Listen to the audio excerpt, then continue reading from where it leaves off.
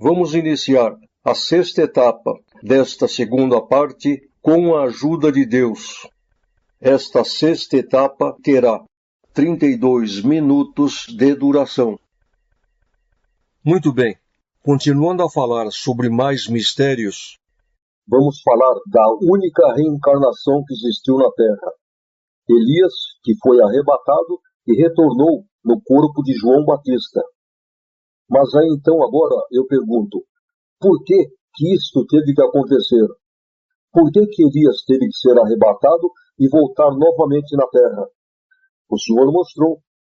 O mistério é o seguinte: este anjo que aqui na Terra foi Elias, no céu, ele era muito amigo do arcanjo Miguel, do Senhor Jesus.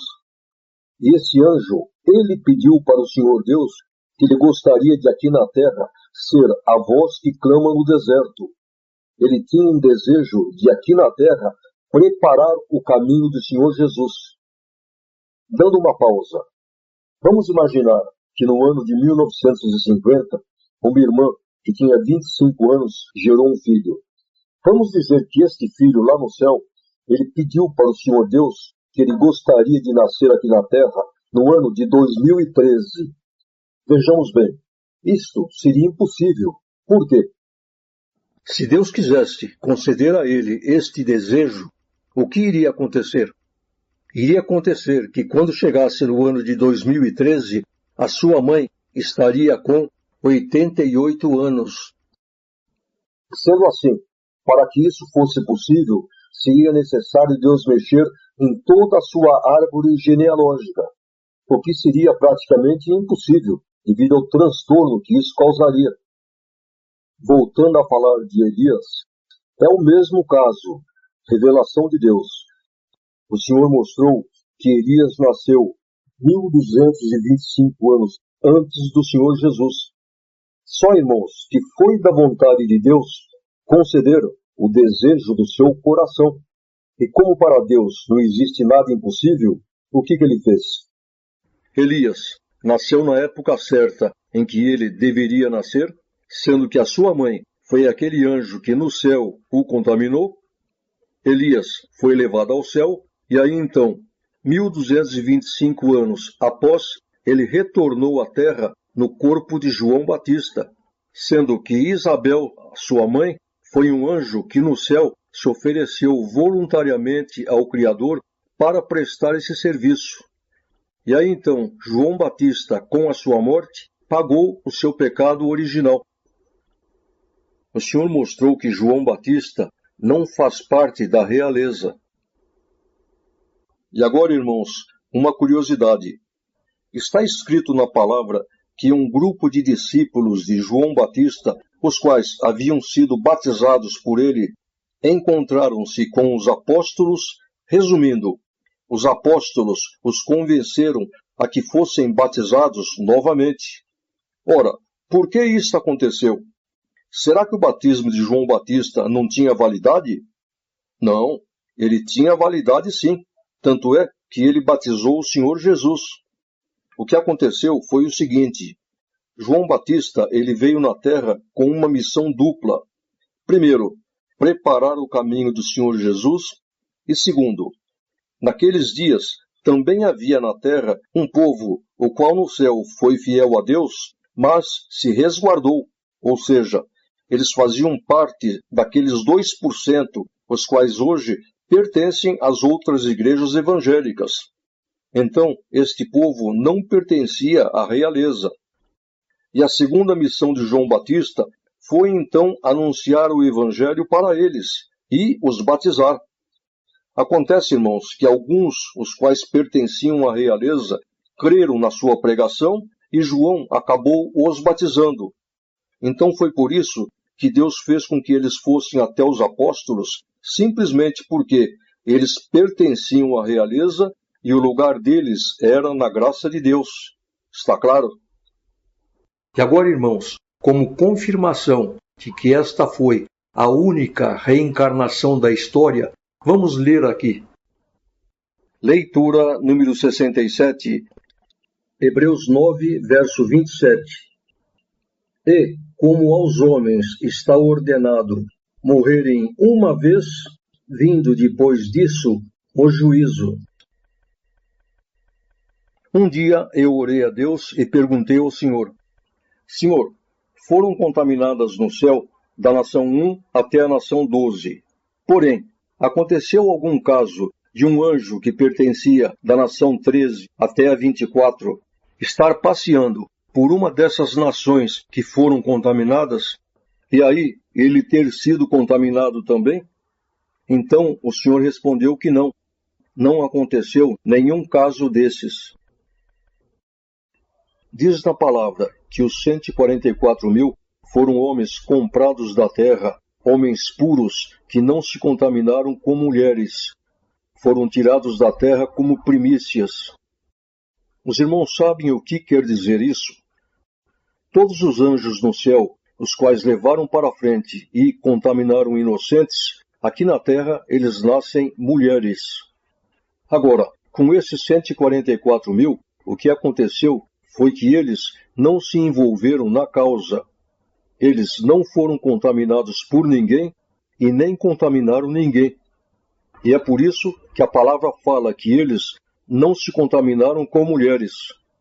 Isso, irmãos, é espiritual. Não quer dizer que eles aqui na terra não casaram com mulheres. Leitura número 68.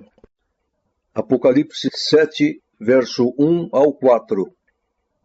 E depois destas coisas vi 4 anjos que estavam sobre os 4 cantos da terra, retendo os 4 ventos da terra, para que nenhum vento soprasse sobre a terra, nem sobre o mar, nem contra árvore alguma.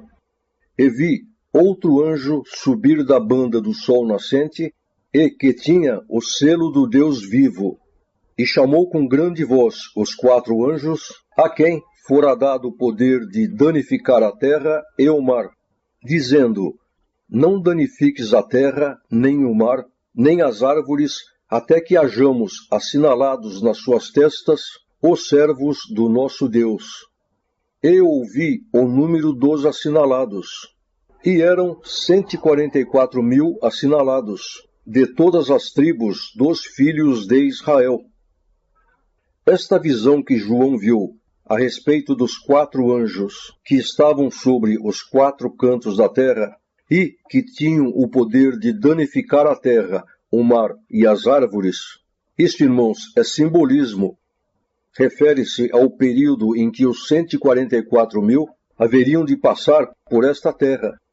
Significava que este período iria ser um período de paz e de tranquilidade, pois, como nós já falamos, os 144.000 foram homens santos, homens puros, os quais, na realidade, no céu, eles não pecaram e nem se contaminaram. Eles só tiveram que passar por esta terra devido ao laço, à armadilha, a qual Lúcifer armou para eles no céu. O Senhor mostrou que a passagem deles por esta terra aconteceu no ano 670 a.C. E o Senhor mostrou também que no céu todos eles pertenciam à nação número 4. No meio desses 144.000 não existiam mulheres, todos eram homens. Por quê? Porque no céu nenhum deles levou para a frente contaminando inocentes. Está claro? Agora, aborto. Quando a criança nasce morta ou quando ele é provocado pela mãe.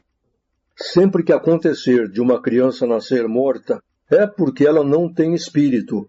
Isto significa que esta gravidez não foi planejada por Deus, foi um acidente. Agora, existe aquele aborto, o qual é provocado pela mãe. Esta mulher, ela está rejeitando o seu filho. Isso, irmãos, diante de Deus, é um crime.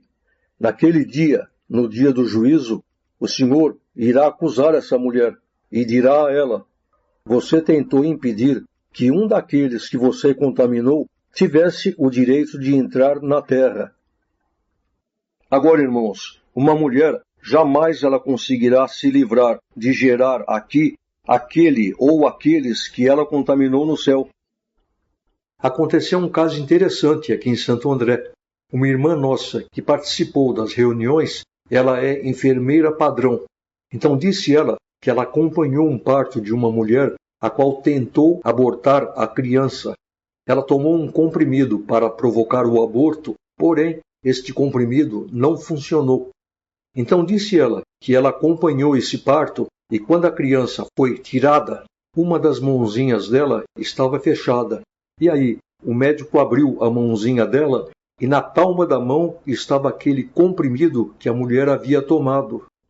Disse a irmã que os médicos ficaram perplexos, porque isso é impossível de acontecer. Quando uma mulher faz isso, este comprimido se dissolve no estômago, entra na corrente sanguínea da mulher e aí este veneno provoca o aborto. Então, irmãos, se uma mulher tem que gerar um que ela contaminou lá em cima, mesmo que ela consiga provocar um aborto, ela não escapará. Por quê? Porque este espírito voltará em uma outra gravidez. Só que ela terá que prestar conta deste crime perante Deus. Então agora, irmãos, olhem que interessante. Vamos falar de toda esta humanidade que passa pela terra, porém somente sobre os traidores, homens que não irão mais voltar para o céu. Entre eles, entre essas criaturas, se todos são traidores e não retornarão mais para o céu, por que existem então homens bem-sucedidos, ricos, outros menos bem-sucedidos, outros pobres, noias, mendigos? Por que isso? O Senhor mostrou. Isto não acontece por acaso. Isto faz parte da justiça de Deus. O Senhor mostrou que quanto maior foi o grau de revolta lá em cima, mais penalizada a pessoa é aqui embaixo. Então, por exemplo, tiveram anjos no céu que eles traíram a Deus, porém, o grau de revolta que eles tiveram foi muito pouco. Então, aqui nesta terra, o Senhor dá largueza para eles. São pessoas que aqui na terra, materialmente falando, são bem-sucedidas, têm uma vida boa. Agora, os irmãos acham que esses mendigos, esses noias que andam pelas ruas, foi por acaso que eles tiveram esta sina? De maneira nenhuma. Isso é justiça de Deus. Aqui em São Paulo, irmãos, a palavra noia significa moradores de rua ou mendigos. Só para os irmãos terem uma ideia, aconteceu que meu sogro faleceu e deixou uma propriedade, uma casa. E sendo assim, as suas filhas decidiram demolir a casa e fazer uma nova construção. E aí aconteceu que enquanto a papelada estava em andamento, os noias invadiram a casa e passaram a dormir lá. E como a nossa intenção era, dentro de poucos dias, fazer esta demolição, nós deixamos. E aí, o que aconteceu? Eles, além de invadirem para se abrigar, eles arrebentaram tudo o que tinha dentro da casa e ainda tocaram fogo em um cômodo. Então, irmãos, acontece que geralmente, quando a gente vê uma criatura dessas na rua, a gente fica com dó. Porém, não é para termos dó. A maioria são pessoas más, amaldiçoadas por Deus.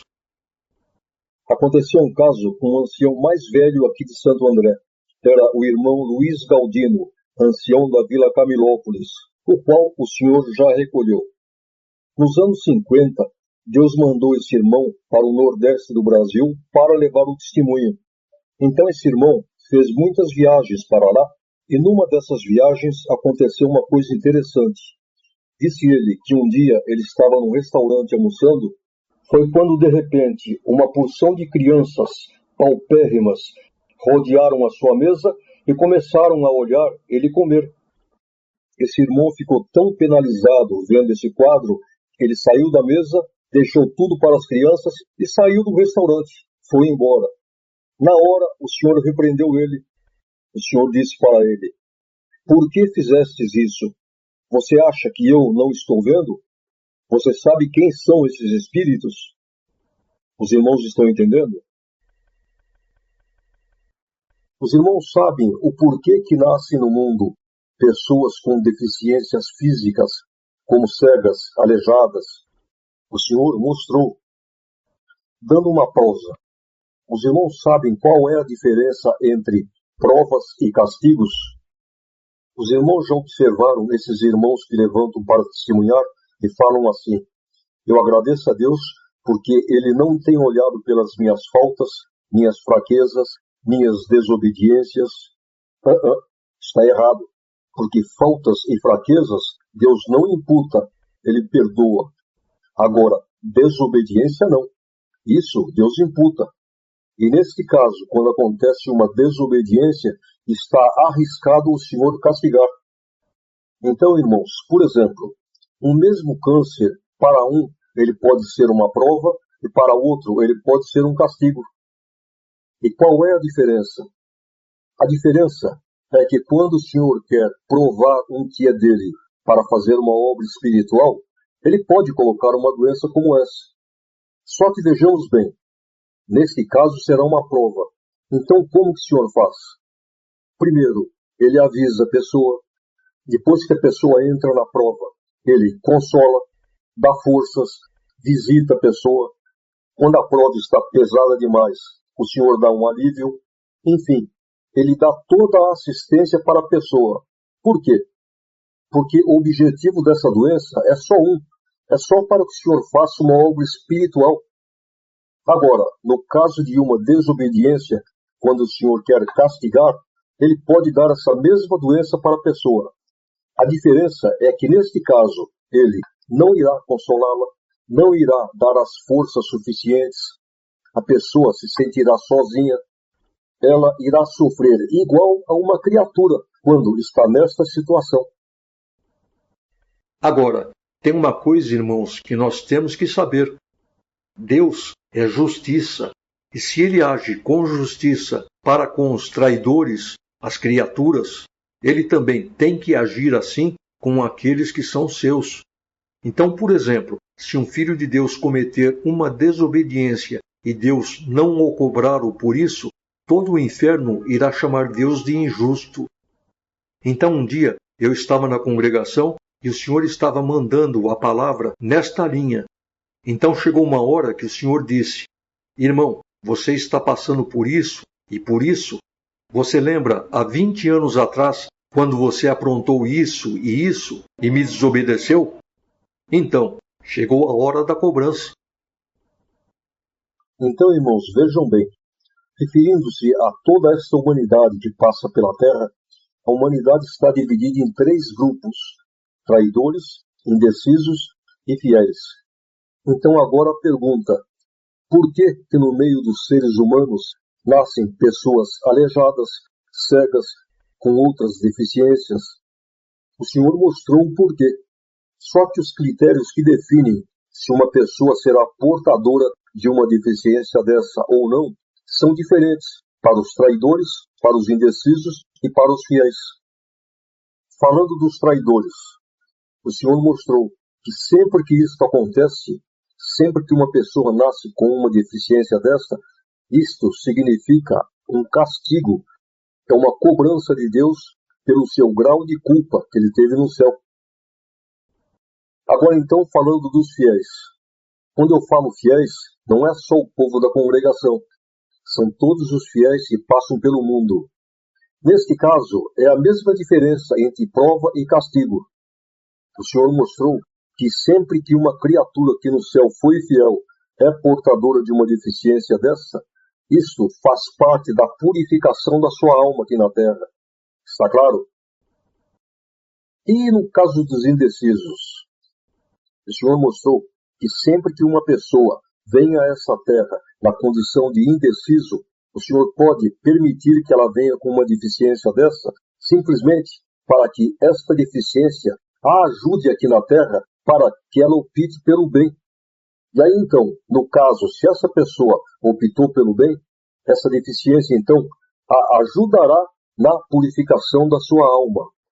Será uma ajuda para que ela consiga retornar para o céu. Um dia, em uma reunião, teve uma irmã que me disse: irmão, tem uma coisa que, na minha opinião, eu acho que não é justo, porque veja bem, todas as pessoas extremamente más que passam por esse mundo, por exemplo, esses bandidos que andam matando, assaltando, vão para o inferno. Então, um crente da congregação, que é uma pessoa boa, só porque ele pecou, vai para o inferno, ficar junto com esses bandidos. Isso é justo? Vejamos bem, irmãos. Vamos imaginar um assassino que foi condenado a 30 anos de prisão. Vamos dizer que quando ele cumpriu 15 anos da sua pena, devido ao seu bom comportamento, ele pegue uma liberdade condicional. Quando isso acontece, a pessoa ganha a liberdade de ficar na rua novamente.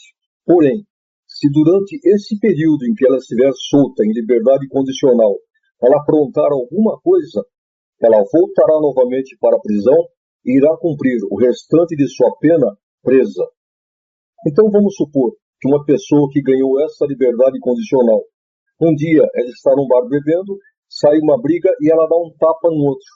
Aí chega a polícia, essa pessoa será identificada e, consequentemente, ela perderá o direito à liberdade condicional. Irá novamente para a prisão cumprir mais 15 anos em regime fechado.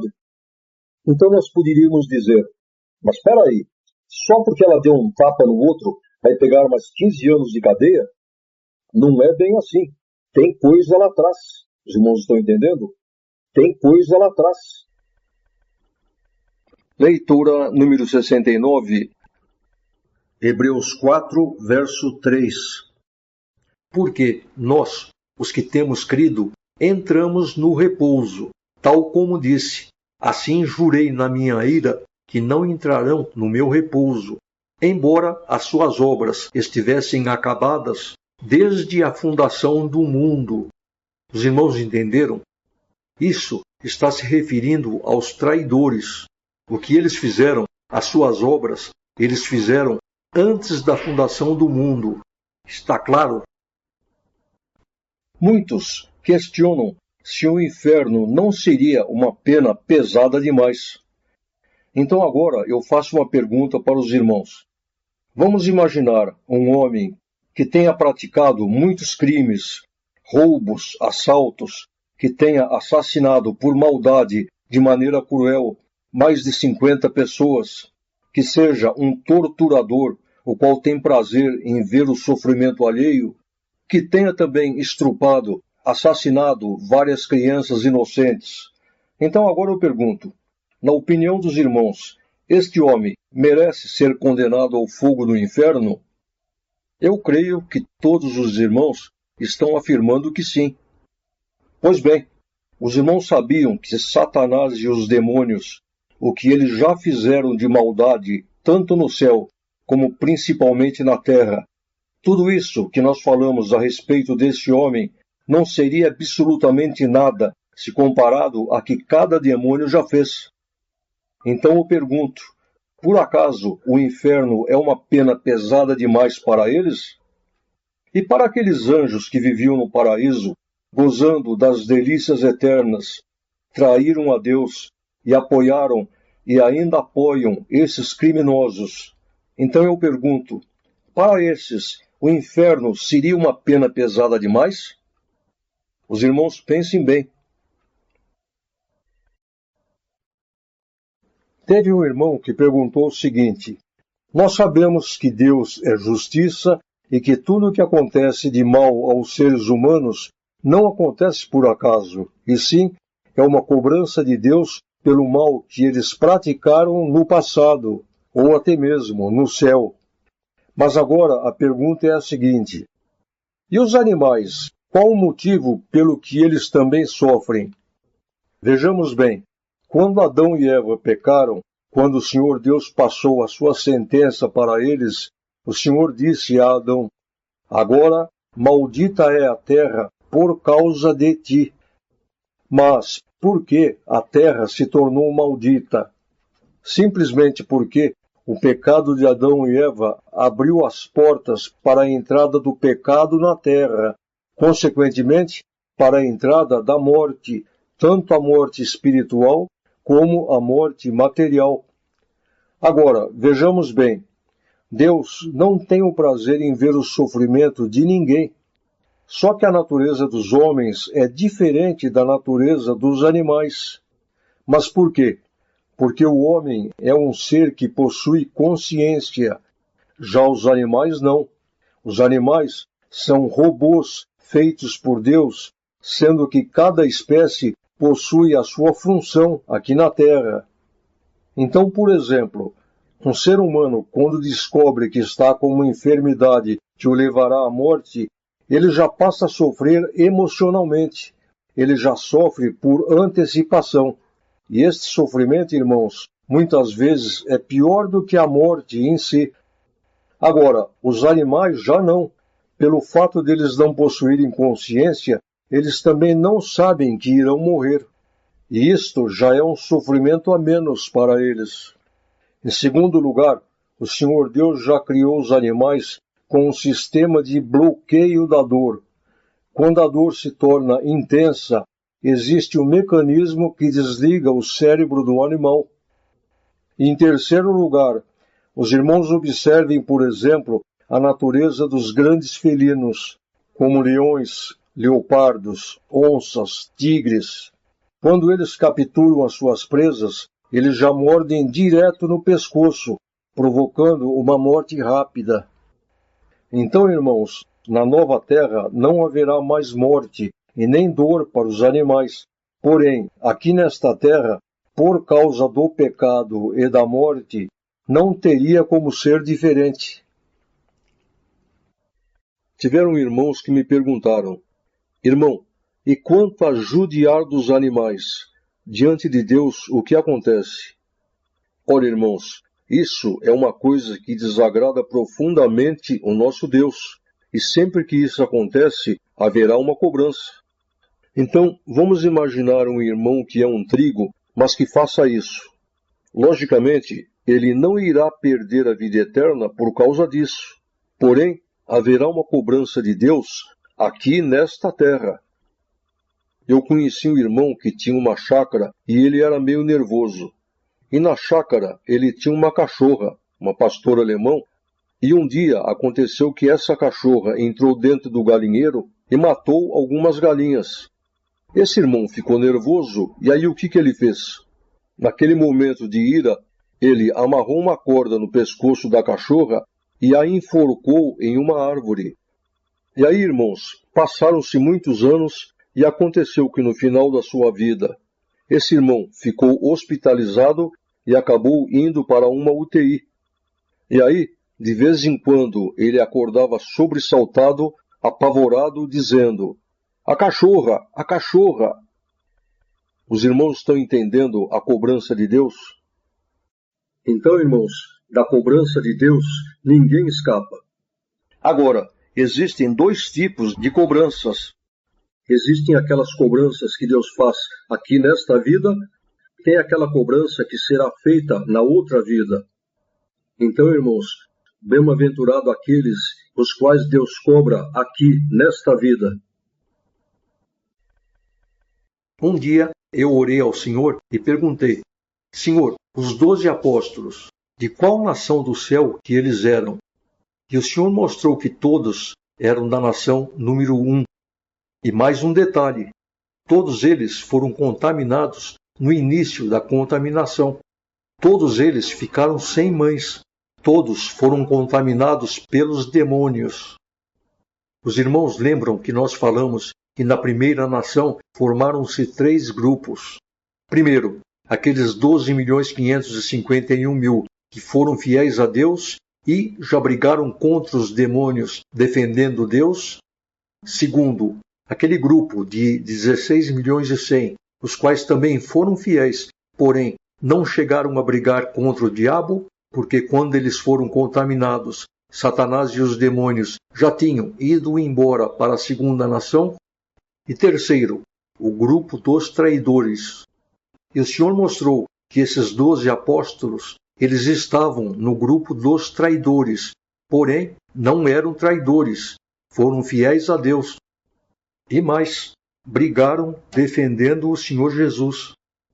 Então, irmãos, as mães de todos eles foram anjos que no céu voluntariamente se ofereceram ao Criador para aqui na terra prestarem este serviço. E tem mais: todos eles, no céu, voluntariamente se ofereceram ao Criador para esta missão aqui na terra, acompanhar o Senhor Jesus na implantação do Evangelho e da graça.